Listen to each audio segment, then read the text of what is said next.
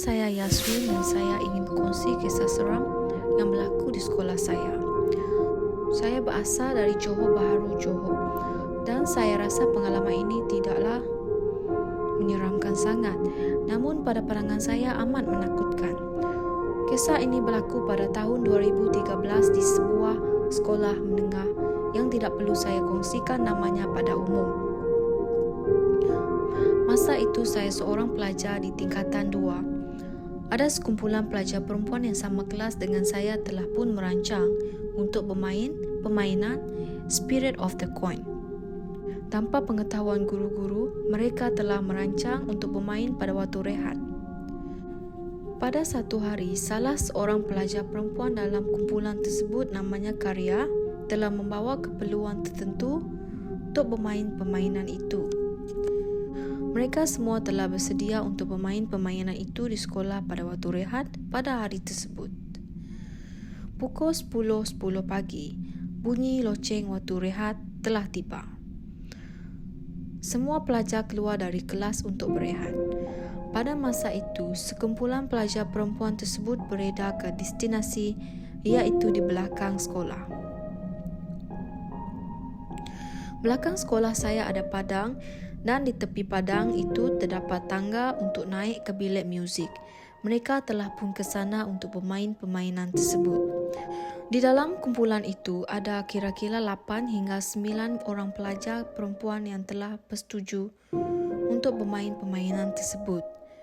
Bila mereka tiba di tepi tangga, Karya keluarkan semua barang seperti kad yang telah diconteng dengan perkataan yes dan no, serta duit shilling 50 sen.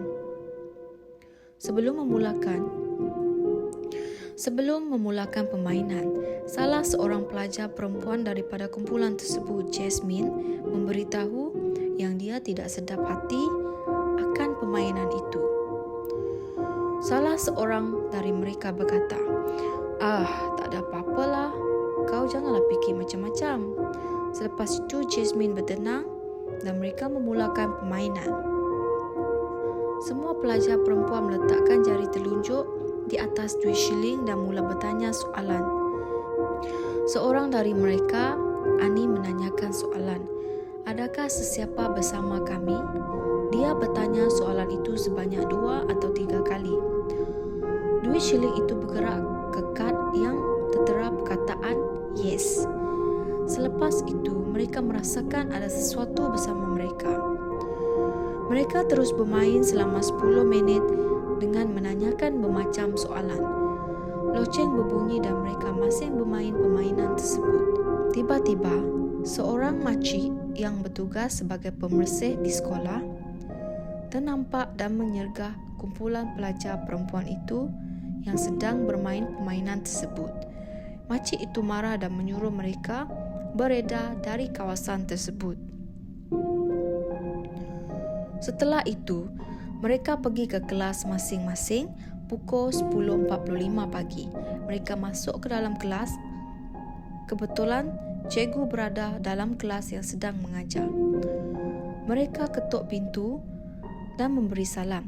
Cikgu menjawab salam dan menyuruh mereka masuk ke dalam kelas. Mereka telah pun duduk di tempat masing-masing dan cikgu meneruskan pengajarannya.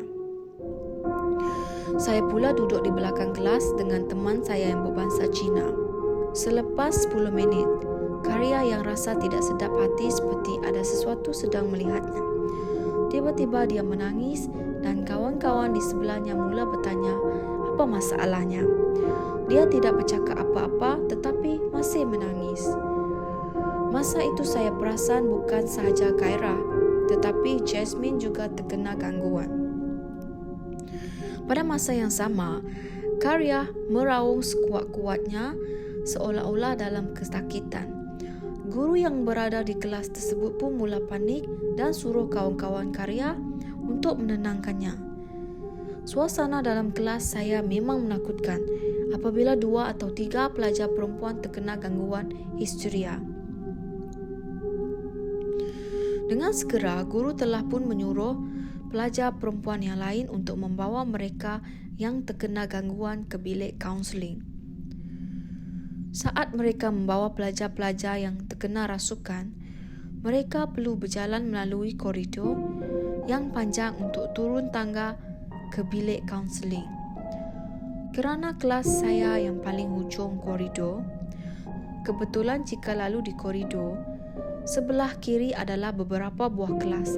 Setiap kali mereka lalui satu kelas, beberapa pelajar perempuan di dalam setiap kelas tersebut mula menjerit dan terkena histeria.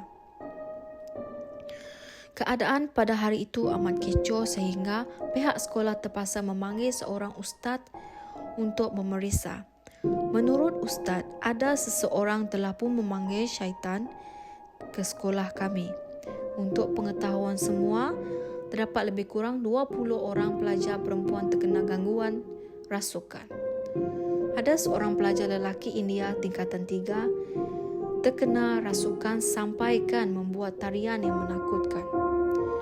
Salah seorang rakan sekelas saya, seorang pelajar perempuan berbangsa India, terkena rasukan selepas dia ternampak sosok tubuh hitam yang tinggi dan kurus di belakang apabila berada di kawasan tepi kantin. Bila dia ternampak benda itu, dia terus pingsan dan 2 orang cikgu serta beberapa pelajar perempuan cuba mengangkatnya, tetapi tidak dapat kerana badannya punyalah berat. Salah seorang pelajar membawa ustaz yang sama dan ustaz telah pun membaca beberapa surah. Tiba-tiba pelajar itu bangun dan menyuruh ustaz berhenti membaca dengan nada suara yang menakutkan. Membaca kuat sambil menitis air bacaan ke arahnya.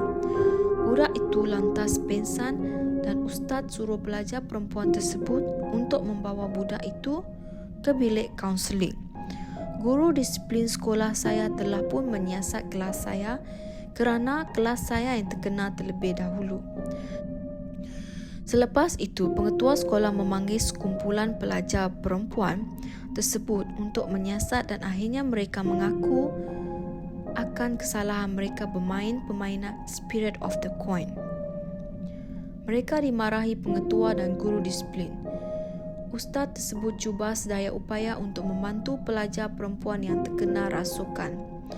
Ustaz menyuruh pengetua sekolah memutarkan surah-surah tertentu pada setiap hari untuk menghilangkan gangguan tersebut. Perkara seram itu berlaku selama 2 minggu dan sampai saat ini saya masih akan teringat peristiwa hitam itu.